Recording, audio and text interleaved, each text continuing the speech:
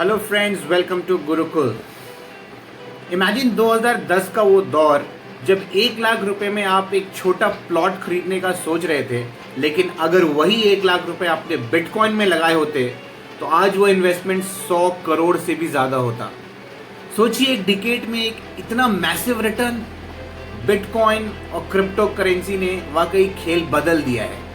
चलिए समझते हैं इस डिजिटल गोल्ड की कहानी और चलते हैं एक बड़े ही इंटरेस्टिंग सफर पर, जहां हम देखेंगे कैसे सामान की अदला बदली से लेकर डिजिटल करेंसी तक वैल्यू का कॉन्सेप्ट दुनिया में कैसे बदल चुका है। बात शुरू होती है सबसे पुराने लेन देन सिस्टम से, यानी बार्टर सिस्टम से। ये बहुत ही सरल सिस्टम था, प्रणाली था, सामान के बदले सामान। लेकिन इसमें एक बहुत बड़ा चैलेंज था, जिसे डबल कोइंसिडेंस ऑफ वांट्स कहते हैं। इसका मतलब ये है कि दो व्यक्ति की जरूरतें एक दूसरे के सामान से मेल खानी चाहिए। उदाहरण के लिए, अगर एक किसान के पास एप्पल है और उसे केले चाहिए, तो इसे एक ऐसा व्यक्ति ढूंढना होगा जिसके पास केले हों और जिसे एप्पल चाहिए।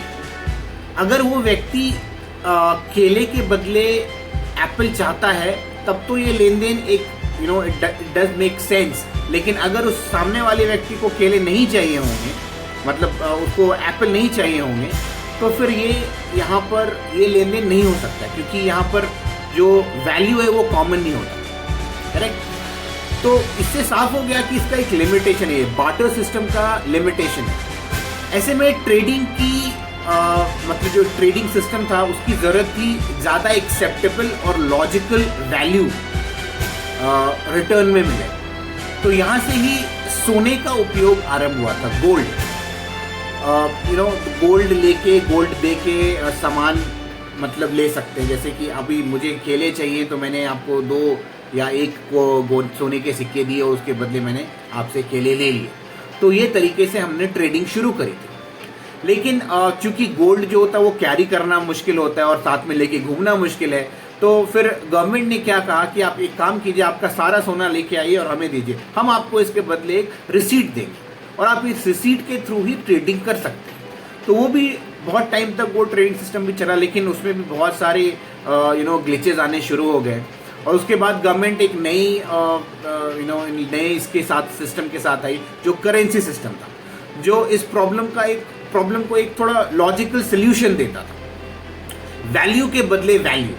इसलिए आप देखोगे जो नोट होते हैं उसके ऊपर लिखा रहता है, गवर्नर का साइन रहता है, उस पर लिखा होता है कि मैं धारक को 500 रुपये अदा करने का वचन देता हूँ। तो ये एक्चुअली इस कागज के टुकड़े को एक वैल्यू देती है। तो इसी को हम बोलते हैं वैल्यू सिस्टम। तो यही सिस्टम बाद में लागू हुआ था। तो करेंसी ऐसे ही हमारे फिनेंशियल सिस्टम में इनका इंट्रोडक्शन इसी वजह से हुआ था। अब हम चूंकि ज़्यादा एडवांस हो गए और हम एक डिजिटल सिस्टम में चले गए हैं, तो हमें वहाँ पर लेन देन जो होता है वो अब थोड़ा डिजिटली हो रहा है। जैसे आप पेटीएम पे यूज़ करते हैं या गूगल पे यूज़ करते हैं, तो ये जो ट्रांजैक्शन होता है यहाँ पर भी एक्चुअली में देखा जाए तो मेन प्लेयर बैंक ही होता है, क्योंकि वो आपका बैंक ही है जो ये सुनिश्चित करता है कि आपके पास पैसे हैं कि नहीं है। अगर वो हैं तो उन्हें सेलर के खाते में भेजना है, और उसमें कितना मिडिल मैन का फीस जाएगा, प्लेटफॉर्म फीस कितना जाएगा, और ये सारी चीज़ें उसमें इन्वॉल्व रहती हैं। उनकी तकनीक पर हमारा पूरा भरोसा होता है, लेकिन चूंकि द डिसीजन मेकिंग जो होता है वो बैंक के हाथ में, ठीक है। वो कितना ट्रांजैक्शन करेंगे, उस पर कितना फी लगेगा। अब ये बैंक मनमानी ना कर पाए, इसके लिए एक सेंट्रल बैंक उसके ऊपर कुछ रेगुलेशंस लगाए। सेंट्रल बैंक होती है, राइट? जैसे हमारे पास Reserve Bank of India, RBI, तो वो उस बैंक के ऊपर रेगुलेशंस लगा के रखते हैं। और आरबीआई के ऊपर जो रेगुलेशन होता है वो हमारा गवर्नमेंट लगाता है। वो हमें ये बताते हैं कि मतलब उन जो पॉलिसीज हैं वो तय करते हैं, गवर्नमेंट तय करते हैं। तो अब ये जो एक्चुअली है, ये सेंट्रलाइज्ड पावर है। फाइनेंशियल सिस्टम में जो पावर होता है वो सेंट्रलाइज्ड होता है। इसका जो ड्रॉबैक्स है वो ये है कि अब सरकार ये डिसाइड करती है कि पॉलिसी कैसी होगी। कल को डीमोनेटाइजेशन कर देंगे, बोलेंगे भाई आज से 500 रुपये 1000 रुपये जो है वो डीवैल्यूड हो गया, वो चलेंगे ही नहीं मार्केट में। रेपो रेट कम कर देते हैं, लिक्विडिटी बढ़ा देते हैं, इन्फ्लेशन बहुत ज़्यादा हो जाता है, तो फिर रुपीज़ की वैल्यू गिरने लगती है, तो जो करेंसी है आपकी उसकी वैल्यू गिरने लगती है। तो ये एक तरह का चैलेंज है जो एक्चुअली एक प्रैक्टिकल चैलेंज है। तो 2008 में एक अज्ञात व्यक्ति जो हमें नोन नहीं, शायद अनोनिमस हैं, उनका नाम था सतोशी नाकामोटो। ये एक ग्रुप भी हो सकता है, ये कंप्यूटर भी हो सकता है, या इंसान भी, हमें पता नहीं है, ये अज्ञात है अभी तक। तो उन्होंने एक पेपर सबमिट किया था जिस बिटकॉइन या क्रिप्टो करेंसी के बोल के, उसका मकसद एक था कि ये चीज़ प्रूव करना कि जो डिसेंट्रलाइजेशन हो जाए, जिससे कि कोई बैंक या सरकार पर कोई डिपेंडेंसी ना हो, तो एक बहुत ही वाइबल सोल्यूशन बनाया जा सकता है फिनेंशियल सिस्टम में। इसका सबसे अनोखा जो पहलू है कि ये दुनिया में केवल 21 मिलियन बिटकॉइंस ही बनाए जाते हैं। ये लिमिटेड सप्लाई से और खास और मूल्यवान बनाता है, सोने की तरह। बिटकॉइन की कमी, स्कैर्सिटी, इसकी कीमत को बनाए रखती है और हर नए बिटकॉइन को माइन करना थोड़ा और कठिन हो जाता है। इससे इसकी सप्लाई को कंट्रोल किया जाता है। इस सिस्टम को फ्लॉलेस बनाता है इसका ब्लॉक एंड चेन कॉन्सेप्ट। बहुत ही इंटरेस्टिंग चीज मैं आपको बता दूं थोड़ा 2 मिनट लेके। क्या होता है, जब भी कोई ट्रांजैक्शन होता है, जैसे कि मान लो मैं दुकान पे कुछ खरीदने के लिए गया है और मैंने जो ट्रांजैक्शन करे बिटकॉइन में, तो ये ट्रांजैक्शन जो होता है उसे एक ब्लॉक में रिकॉर्ड किया जाता है और उस ब्लॉक को मतलब इनक्रिप्ट करके उस ब्लॉक को दूसरे ब्लॉक के साथ एक चेन में मतलब एक लिंक जैसा बना के जोड़ देते हैं, ताकि हर एक ट्रांजैक्शन, जितने भी लोग हैं, लेट्स से मतलब 4-5 लोग हैं या 10 लोग हैं जो हम लोग सब बिटकॉइन में we do transaction in bitcoin, तो हर एक इंसान के पास ये इंफॉर्मेशन उपलब्ध होगी कि इसके पहले बिटकॉइन का कौन सा ट्रांजैक्शन हुआ था।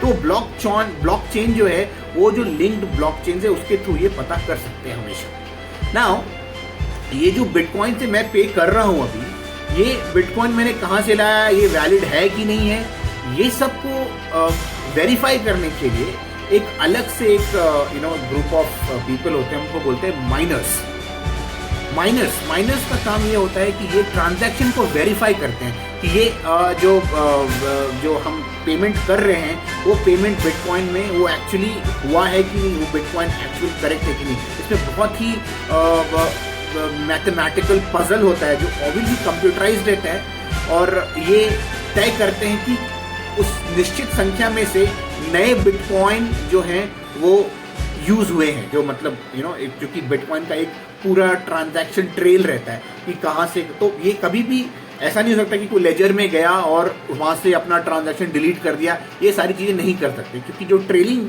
सिस्टम होता है वो बहुत मजबूत होता है। हमेशा you can go back and check कि कब कौन सा ट्रांजैक्शन हुआ था और उसी हिसाब से पता लगता है कि आपने जो बिटकॉइन का अभी जो पेमेंट किया है वो पेमेंट वैलिड है या नहीं है। और ये जो कंफर्म करने का काम करते हैं वो माइनर्स करते हैं, और माइनर्स को इनाम के रूप में उनको एक बिटकॉइन जो है वो दिया जाता है, ताकि क्योंकि ऑब्वियसली वो काम कर रहे होते हैं तो उनको ये होता है। तो ये तो मैंने आपको समझाया ब्लॉकचेन मेथड और कैसे लेजर जो मेंटेन होता है।